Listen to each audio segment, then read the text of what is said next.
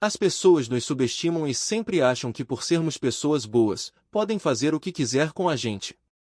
Sou um homem fiel às minhas crenças, acredito que, o que deve ser eterno, deve durar para sempre.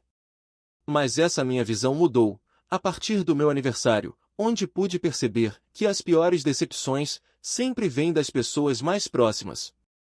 Me chamo Bruno, fiz recentemente 27 anos, sempre fui responsável, a ponto de assumir meu primeiro filho aos 18 anos.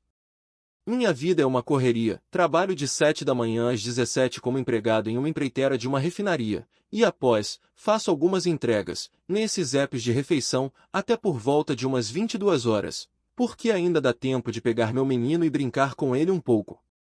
Moro ao lado dos meus pais, porque eles me cederam um terreno quando assumi o compromisso de cuidar do meu filho e minha esposa, Mariana. Ela era o meu porto seguro, ou pelo menos era o que eu pensava. Mariana era o tipo de mulher que chamava atenção por onde passava. Alta, cabelos longos e escuros, um sorriso fácil e um corpo lindo, mesmo após dar à luz ao nosso filho. Nos conhecemos na escola, éramos aquele tipo de casal que todos achavam que ia casar e ter filhos, e foi exatamente o que aconteceu.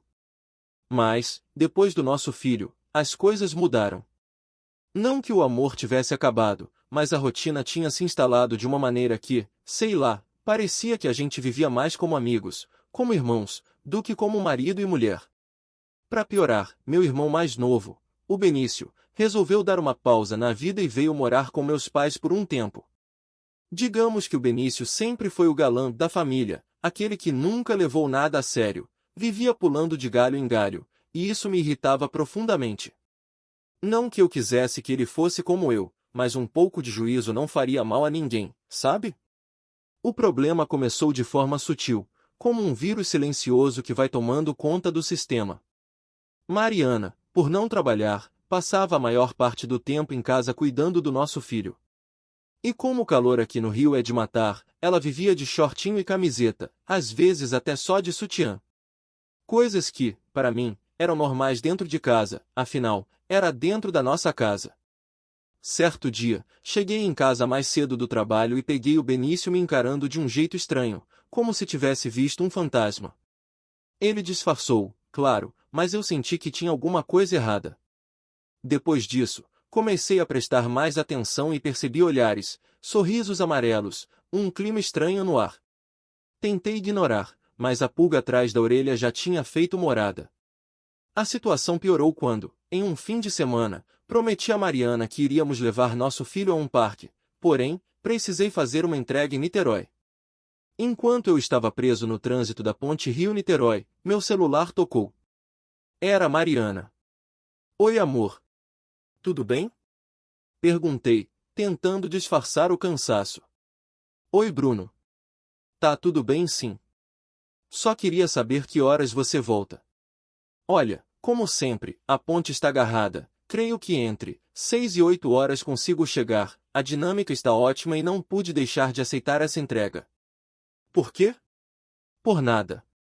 É que seus pais foram no mercado e levaram nosso pequeno e estou aqui sozinha. Ela disse com uma voz sensual. Entendi, vou me apressar para chegar o quanto antes. Quer que eu compre alguma coisa para você? Não precisa. Só tô com saudades mesmo, por isso liguei. Desliguei o telefone e senti um frio na espinha. Saudade? Desde quando a Mariana sentia saudade? Era estranho. Muito estranho. O que eu não sabia era que, naquele exato momento, a Mariana não estava nada sozinha. Na verdade, ela estava acompanhada do meu próprio irmão, no quarto que eu dividia com ela há anos. Lembram que eu falei que o clima tinha ficado estranho? Pois bem, depois de um dia que o vi encarando Mariana, creio que o Benício não conseguia mais tirar a Mariana da cabeça. Talvez, ele tentava se convencer de que era errado, que ela era a mulher do seu irmão, mas o desejo era mais forte que a razão.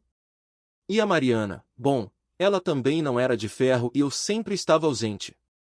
Mas sempre a disse, que se precisasse eu daria um tempo do serviço noturno, mas ela disse que não precisava. Na hora me lembrei que meu casamento estava em uma rotina pesada para nos manter sóbrios.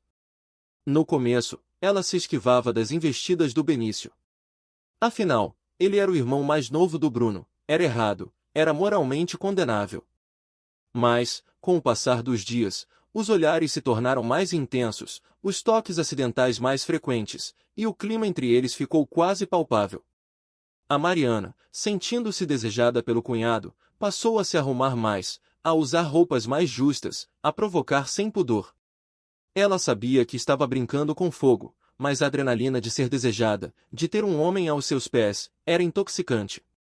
E foi em uma tarde quente de sábado, enquanto eu estava preso no trânsito, que o inevitável aconteceu. O Benício, com o pretexto de pegar um tênis meu emprestado para bater uma bola, me chamou. Como não respondi, ele entrou em casa e encontrou a Mariana sozinha na sala. Ela estava de shorts curtíssimos e uma camiseta regata branca que deixava suas curvas à mostra. Ele não resistiu. Parou na porta, a observando com desejo. Mariana, sentindo o olhar do cunhado sobre seu corpo, virou-se lentamente com um sorriso maroto nos lábios. "Procurando alguma coisa?" perguntou ela, com a voz carregada de segundas intenções. Benício, gaguejando, disse que queria jogar uma pelada e precisava do meu tênis emprestado, sem saber para onde olhar. "Sei. Você sabe onde esse tênis está?" Mariana se aproximou, roçando levemente o corpo no dele. "Não, não sei." Ele nem lembrava mais do que tinha ido fazer lá. A única coisa que conseguia pensar era no cheiro doce do perfume dela, na pele macia que ele tanto desejava tocar. Mariana, vendo o cunhado completamente hipnotizado por ela, tomou a iniciativa. Se aproximou ainda mais, colando seu corpo ao dele. "Sabe, Benício?" Ela sussurrou com a boca próxima ao ouvido dele. "Às vezes, a gente precisa quebrar algumas regras para ser feliz." E sem dizer mais nada, ela o beijou. Um beijo faminto, cheio de desejo reprimido. Enquanto eu seguia meu caminho pela ponte, pensando em chegar rápido em casa para ver minha esposa e poder ter um momento íntimo com ela, ela e meu irmão davam início a um caso sórdido que mudaria para sempre as nossas vidas. O beijo, inicialmente hesitante, se transformou em um abraço faminto. Benício, tomado por uma mistura de desejo e culpa, envolveu a cintura de Mariana, puxando-a para mais perto. Ela, por sua vez, entrelaçou os braços no pescoço do cunhado, aprofundando o beijo. Aquele toque, antes proibido, era como uma faísca em um palheiro seco, incendiando os dois com a força de um trovão. Atravessaram a sala numa dança estabanada, tropeçando nos próprios pés, até que Benício a encostou na parede. Mariana, ofegante, buscava ar, entre um beijo e outro, enquanto as mãos dele percorriam suas costas, subindo e descendo por suas curvas. O peso da traição, o medo de serem descobertos, apenas servia para aumentar a excitação do momento. "Sei que é errado", sussurrou Mariana, a voz embargada, enquanto Benício deixava um rastro de beijos pelo seu pescoço. "Nada que a gente faça juntos pode ser errado", respondeu ele, com os lábios roçando o lóbulo da sua orelha, causando-lhe arrepios.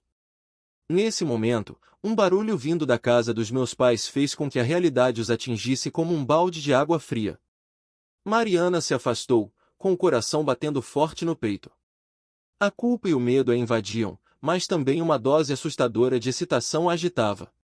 "Precisamos parar com isso", disse ela, com a voz trêmula, enquanto ajeitava a roupa. "Eu sei, mas não consigo", respondeu Benício, com o olhar ainda fixo em seus lábios. Puxando Mariana pela cintura, deu um beijo rápido nela e então saiu rapidamente antes que fosse pego. Os dias seguiram e Bruno ainda não sabia do ocorrido em sua própria casa, mas andava desconfiado. Mariana, dividida entre a culpa e a crescente atração por Benício, tentava se convencer de que tudo não passava de um erro. Mas bastava um olhar, um toque casual do cunhado, para que a chama da paixão proibida reacendesse, consumindo-a por dentro. Benício, por outro lado, estava cada vez mais apaixonado. A culpa que sentia no início se transformava em uma obsessão por Mariana. Ele a desejava com uma intensidade que nunca havia sentido por nenhuma outra mulher. A cada dia, inventava pretextos para estar perto dela. Ajudava com as tarefas da casa, brincava com o sobrinho, tudo para ter um momento a sós com a cunhada. Enquanto eu, cego pela rotina e pelo cansaço, não percebia o que estava acontecendo debaixo do meu próprio teto. Os dois continuavam a alimentar aquela relação doentia, às escondidas. Um abraço demorado na cozinha, um beijo rápido na lavanderia, enquanto eu estava no trabalho. A casa que dividíamos se transformava, a cada dia, em um palco para a traição. Uma tarde, voltando para casa mais cedo do trabalho, percebi a porta do meu quarto entreaberta. Um mau presságio percorreu minha espinha. Me aproximei em silêncio, meu coração martelando no peito. Ao espiar pela fresta da porta, meu sangue gelou. Ali, na minha cama, no meu quarto, Mariana e Benício se beijavam com uma fúria que jamais havia acontecido entre eu e ela. A cena me atingiu como um soco no estômago, fazendo com que ficasse sem ar. Fiquei ali parado, por quanto tempo não sei dizer. Observando, sentindo a raiva e a dor me corroerem por dentro. A traição, duplamente cruel por vir da minha esposa e do meu irmão, era um veneno que se espalhava por minhas veias, contaminando tudo o que eu acreditava. Naquele momento, jurei a mim mesmo que faria justiça. Que eles pagariam caro pela dor que me causaram. A imagem da traição, gravada a fogo em minha mente e em meu celular, se tornou o combustível para minha vingança. Mas eu não queria uma mera explosão de raiva, um confronto vazio que terminasse em gritos e pratos quebrados. Eu queria justiça. Queria que eles sentissem na pele a dor que haviam me causado, que carregassem para sempre o peso da traição. Os pombinhos, presumindo que estava nas ruas, correndo o risco de me acidentar ou algo pior, nem perceberam que estava lá, registrando tudo.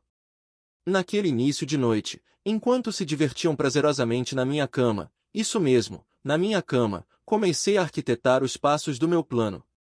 Logo, saí rapidamente após um gemido contido, mais alto o suficiente para ouvi-lo, peguei minha moto e me excluí. Fui para uma montanha alta, que havia perto de casa. Apenas com a luz das estrelas e a lua, comecei a pensar em como acabar com a vida dos dois. Pensamentos de como tirar suas vidas, até que passou em minha mente, mas pensei e vi que também acabaria com minha vida. Eles não me conheciam de verdade, nunca imaginaram do que eu era capaz. Afinal, para eles, eu era apenas o Bruno, o marido bobo, o irmão otário que engolia sapo e seguia a vida com um sorriso amarelo no rosto. Voltando ao começo, meu aniversário de 27 anos se aproximava. A data, que antes simbolizava mais um ano ao lado da minha família, agora tinha um gosto amargo de traição. Mas foi justamente essa data que escolhi para me vingar. Convidei toda a família, meus pais, meus primos, tios, amigos próximos e os pais de Mariana, todos estavam lá. A Mariana, claro, estranhou a minha súbita vontade de comemorar, mas preferiu não questionar. Afinal, quanto menos eu soubesse dos seus encontros às escondidas com meu irmão, melhor para ela. Para que ela se preparasse e se dedicasse à festa, contratei um salão de festas mais próximo ao centro, com direito a técnico de som para animar a festa e um telão ao centro. Queria que tudo estivesse impecável, digno de um último ato. Gastei quase todo o dinheiro que havia conseguido juntar durante minhas noites de trabalho. A casa, antes preenchida pelo amor e risos da minha família, agora exalava um clima gélido de suspense. No dia da festa, a casa se encheu de gente. Sorrisos, abraços, votos de felicidade. Eu me senti um ator num palco, representando um papel que já não me cabia mais. Ao meu lado, Mariana, vestia um vestido que realçava suas curvas. Tudo aquilo era para mim mesmo? Claro que não. Ela circulava entre os convidados com a naturalidade de uma víbora. Trocando olhares com Benício a noite toda. Com seu jeito extrovertido de sempre, Benício fazia o tipo bom moço, brincando com todos, sendo o centro das atenções e ainda bebendo cerveja com meu sogro, sem saber a bomba relógio que estava prestes a explodir. No auge da festa, quando todos se reuniram ao redor da mesa, com o bolo e a decoração, para que fosse cantado os parabéns, pedi a atenção de todos. Um silêncio duvidoso tomou conta da sala. Quero agradecer a presença de todos vocês, comecei, com minha voz firme e controlada, ecoando no salão. Especialmente a você, Mariana, e a você, Benício, por tornarem essa noite tão memorável. Pedi para que todos se virassem para um telão que havia colocado no meio do salão e pedi para que as crianças fossem retiradas. Com um sinal ao técnico de som, um sorriso gélido se abriu no meu rosto enquanto eu revelava as fotos e vídeos que havia capturado aquela semana de Mariana e Benício em momentos íntimos. O impacto foi imediato. Rostos se contraíram em expressões de choque e incredulidade. Mariana empalideceu, a pressão dela parece que abaixou, o sorriso desapareceu de seus lábios rapidamente e ela se assentou.